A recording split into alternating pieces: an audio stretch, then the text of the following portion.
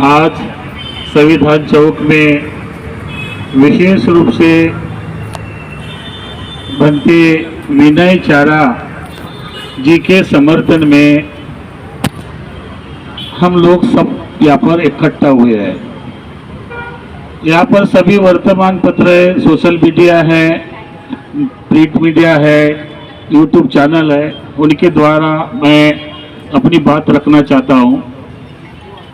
ये बुद्ध गया का जो आंदोलन है 1823 से शुरू हुआ है।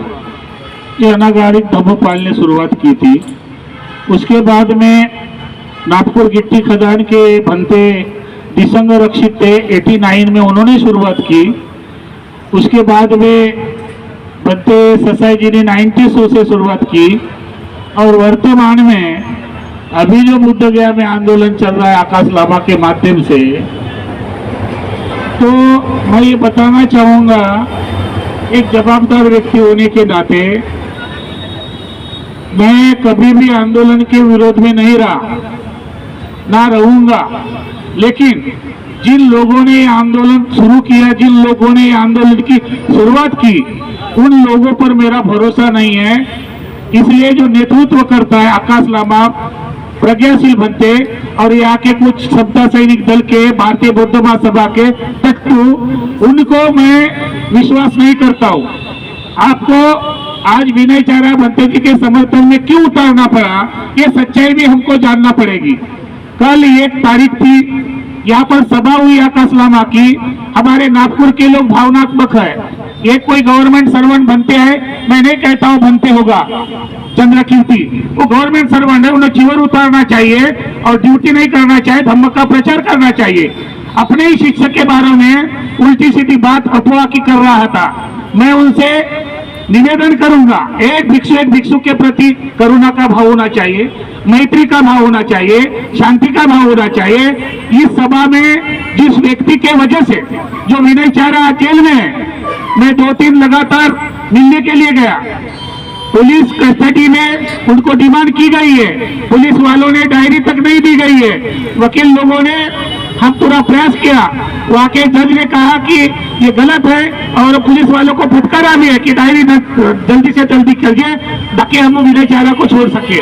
विनय चारा को आंदोलनकारी के द्वारा जानबूझकर सूझबूझकर फंसाया गया है। ये आंदोलन उग्र कब हुआ? जब विनय चारा बुद्ध गया में छोड़कर पूरे भारत में प्रचार कर रहा था और उन्होंने आश्वासन किया कि 12 लाख और 12 तारीख को लोग आएंगे, तो शासन प्रशासन भी डगमगा गया, शासन भी हिल गया कि 12 लाख अगर लोग आएंगे तो बुद्ध गया के धरती पर क्या होगा। इसके पहले आकाश लामा ने जो आंदोलन चलाया, प्रज्ञाशील ने जो आंदोलन चलाया, इस आंदोलन का बिहार सरकार पर कोई भी प्रभाव नहीं किया। इसके वजह से बिहार सरकार को यह भी पता चला कि आंदोलन चंदा और धंधे का हो रहा है, आपस में गुटबाजी हो रही है, आपस में लीडरशिप के लिए झगड़े हो रहे थे, आपस में लीडरशिप के लिए काम हो रहा था। लेकिन आकाश लामा और आकाश लामा के साथ में जो लोग हैं, मैं उनसे निवेदन करना चाहता हूँ कि जो भिक्षु है वो अंदर है। उस सभा में कहीं भी एक बार तो विनय चारा का नाम नहीं लिया गया कि उन्होंने पूरे भारत को जगाने का काम किया।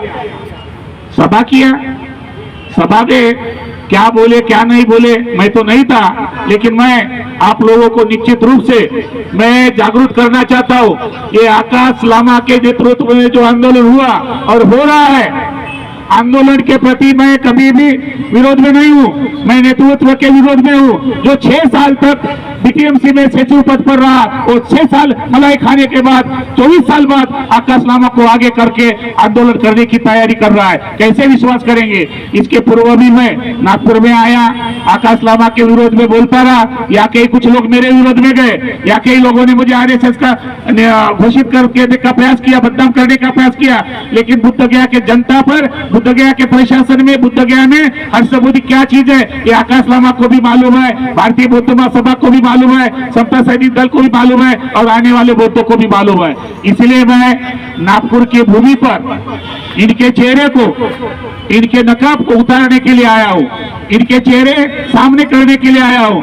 आज मैं यहाँ पर पत्रकार परिषद करने के बाद कल मेरी 4 बजे फ्लाइट है, मैं दिल्ली में जाऊंगा।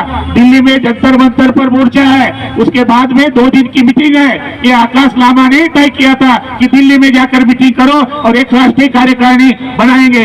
जैसे ही राष्ट्रीय कार्यकारिणी बनाने का घोषणा हुई, आकाश लामा उस मीटिंग में नहीं जा रहा और कुछ चंद लोगों के साथ मुंबई भोपाल में अपना अधिवेशन सभाएं करने का काम कर रहा, धंधे के लिए, चंदे के लिए। मैं चाहता हूं अगर नागपुर की जनता बाबा साहब के अनुयायी है, बाबा साहब को मानते हैं, बाबा साहब को विश्वास करते हैं, बाबा साहब के धर्मांतर पर विश्वास करते हैं, ये जो लोग आंदोलन कर रहे हैं वो कोई बौद्धिस्ट नहीं है, ये डुप्लीकेट हिंदू मान है, ये नौटंकीबाज है। ऐसे बौद्धों से आंदोलन समाप्त नहीं होने वाला है। आंदोलन अगर करना है तो संविधानिक बौद्ध बनना पड़ेगा, संविधानिक बौद्ध की लड़ाई लड़ी पड़ेगी। और बोध गया का आंदोलन अभी तक सफल होने वाला था, लेकिन ये आकाश लामा गुटबाजी के साथ, प्रतिष्ठा के साथ, अपने स्वार्थ के साथ, अपने नेतृत्व के लिए, अपने प्रतिष्ठा के लिए, अपने सम्मान के लिए ये आंदोलन पैसे में बेचा है और आंदोलन स्थगित किया है। आपको सच्चाई बता रहा हूं, 9 तारीख को इनमें आपस में मीटिंग हुई, 10 तारीख को आकाश लामा, चंद्रबोधी पाटिल और कुछ लोगों ने आपस में चर्चा की और आंदोलन स्थगित किया। एक तरफ आंदोलन स्थगित किया, दूसरे तरफ विनय चारा और करुणाशील भंते जो 300 भिक्षु लेकर आया था आगरा से, उस पर भी चोरी का आरोप लगाया गया।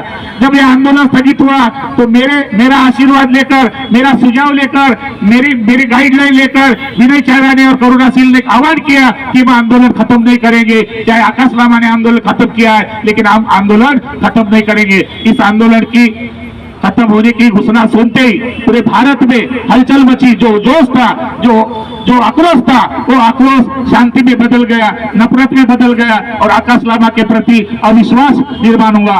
जब मजे की बात बता रहा हूं मैं समझता हूं कि आपका बहुजन मीडिया भी उस वक्त बोधगया में था, जब आकाश लामा ने पुलिस स्टेशन में जाकर ये आंदोलन स्थगित किया और स्थगित जैसे किया तो रात के 11 बजे एक मीटिंग की गई और आंदोलन जारी रहेगा।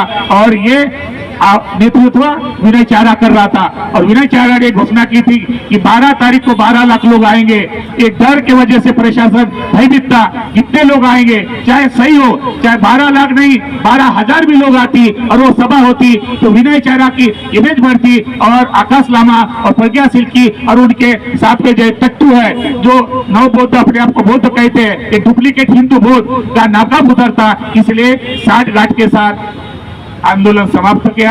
दूसरे दिन विनय चारा, करुणाशील के भंते जवळपास करीबन 500 लोग चले गए, वहां पर बैठे। मजे की बात है, जब आंदोलन स्थगित किया गया तो आकाश लामा को वहां बैठने के लिए कोई जरूरत नहीं थी, लेकिन समता सैनिक दल के लोग कुछ लोग लेकर बैठे और आपस में फाइटिंग हुई, आपस में डिस्प्यूट हुआ, आपस में चर्चा हुई और उसी रात के 11 बजे उसी रात कुछ लोग होंगे, मैं सच्चाई बयान करता हूं और सच्चाई के साथ रहने के लिए खड़ा रहता हूं और जो भी सच्चा है मैं सच्ची बात बोलूंगा। उसी दिन बीटीएमसी के अकाउंटर सुजीत मिश्रा, इन्होंने साजिश की। 11 तारीख को बीटीएमसी ने मीटिंग की और मीटिंग करने के बाद गया के कुछ सन्यासी, बुद्ध गया के कुछ सन्यासी, 12-13 सन्यासी की मीटिंग करके जो बुद्ध जयंती को राज्यपाल आने वाला था, उस राज्यपाल के द्वारा शिवलिंग करके पूजा की और वो पूजा देखते हुए महाराष्ट्र के लोगों में एक नफरत निर्माण हुई, एक आक्रोश निर्माण हुआ, एक द्वेष निर्माण हुआ कि हमारे बुद्ध जयंती पर, हमारे बुद्ध गया के अंदर ये ब्राह्मण की पूजा हम बर्दाश्त नहीं करेंगे। इसलिए इन्होंने हल्ला किया। इसी सुजीत मिश्रा ने और आकाश लामा के लोगों ने वहां पर 50 लोग भेजे और कुछ महिलाओं को मारा, महिला मार खाई, कुछ महिला प्रोटेक्शन के पास गए, विशेष तौर पर आकाश लामा के पास गए और आकाश लामा को पूछा गया कि ऐसी ऐसी बात है। आकाश लामा क्या कह रहा है महाराष्ट्र के लोगों को? मार सेना। क्या कह रहा है? मार सेना। ये मार सेना ने मेरा बीपी बढ़ाया है, ये मार सेना ने मेरा ब्लड प्रेशर बढ़ाया। वो महिला वापस आई और विनय चारा को फोन किया। कैसे भी विनय चारा बेचारा अपने अस्तित्व को न देखता रहा और बौद्धों के हित के लिए, बौद्धों के संरक्षण के लिए, महिला के हित के लिए बेचारा वो दौड़ते आया और उसी वक्त रात के 12 बजे 2 बजे विनय चारा को अरेस्ट किया। ये किसकी देन है? ये आकाश लामा की देन है। ये किसकी देन है? ये प्रज्ञाशील की देन है। ये किसकी देन है? ये नौटंकी सुमित पाल की देन है।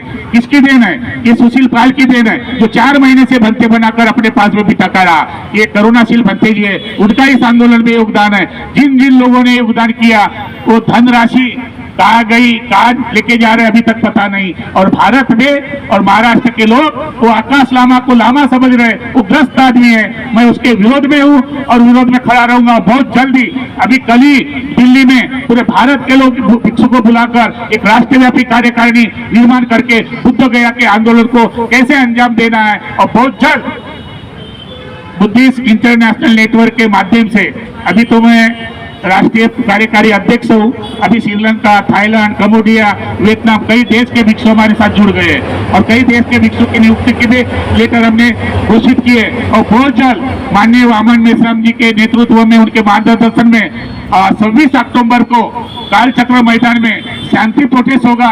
लाखों की संख्या में बिहार के लोग आएंगे, महाराष्ट्र के लोग आएंगे, तो सरकार डरेगी नहीं।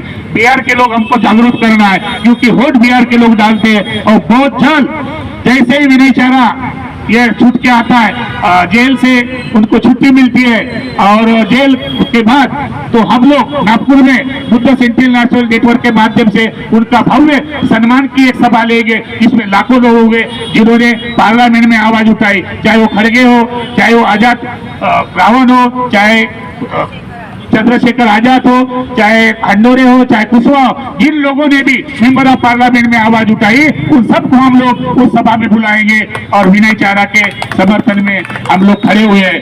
आज मैं फिर एक बार पुनः हमारे जितने भी इंटरनेशनल नेटवर्क के पदाधिकारी हैं, वाम सेब के हैं, उन सबको मैं धन्यवाद देता हूँ कि एक दिन में हम लोगों ने ये जो प्रोटेस्ट और विनय चारा के समर्थन में किया है। आज ही मेरी बात हुई वकील से, वकील ने कहा कि पुलिस वालों ने अभी तक डायरी नहीं दी और कम से कम 4 से 5 केस लगे, मर्डर की केस, कैंडम ऑफ मर्डर। ये साधारण बात एक भिक्षु कर सकता है, एक भिक्षु बलात्कार कर सकता है। और ऐसे आकाश लामा को विश्वास करने वाले अगर मैं होता, नागपुर की जनता मरी हुई है, नागपुर की जनता लोग मरे हुए, लज्जित है। अरे जिस डॉक्टर बाबा साहब आम्बेडकर ने इस दीक्षा भूमि पर धम्म दिया, ऐसे धम्मवान व्यक्ति के सपोर्ट में खड़ा रहना चाहिए। और मैं निश्चित रूप से हम सब दिल्ली से जितने भी वकील हैं वो अभी प्रोटेशन में लगे हैं। मुझे लगता है चंद्रशेखर रावण ने आवाज उठाई है और प्रशासन को भी निवेदन दिया है कि जल्दी से जल्दी विनय चारा भंते जी को रिहा करो, वरना जेल भरो आंदोलन करेंगे। बुद्ध गया के धरती पर हजारों की संख्या में हम जेल भरो आंदोलन करेंगे बुद्धिस्ट इंटरनेशनल नेटवर्क के माध्यम से। इसी आशा और भावना के साथ मुझे पत्रकार परिषद में भी जाना है, वहां पर भी उद्बोधन करना है और उनमें भी आप लोगों को बहुत सारे सवाल पूछना है। निश्चित रूप से मैं वहाँ आऊंगा, हमारे कुछ साथी वहाँ आएंगे। इसी आशा और भावना के साथ मैं आप सबका, पत्रकारों का, मीडिया का स्वागत करता हूँ। धन्यवाद। नमो बुद्धाय, नमो धम्माय, नमो संघाय। जय भीम।